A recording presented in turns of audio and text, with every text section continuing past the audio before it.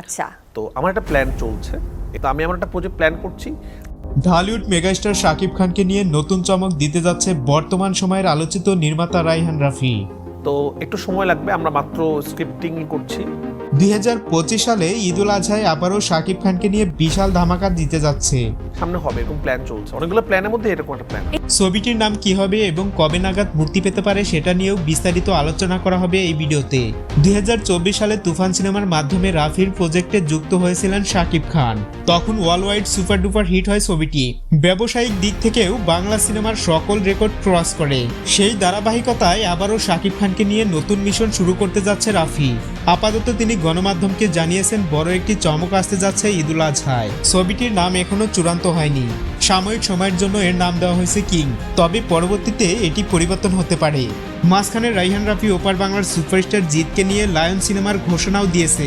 জিত ভারতে একের পর এক ফ্লপ সিনেমা উপহার দিয়েছে, এটা কারো অজানা নয়। এর মাঝে রাফি আবার তাকে নিয়ে নতুন সিনেমার ঘোষণা দিয়ে থেমে গেছে। এর মূল কারণ শাকিব খান, কেননা বর্তমানে শাকিব খানের যে কোনো সিনেমায় হিট, হয়তোবা এর জন্যই থেমে আছে রাফি।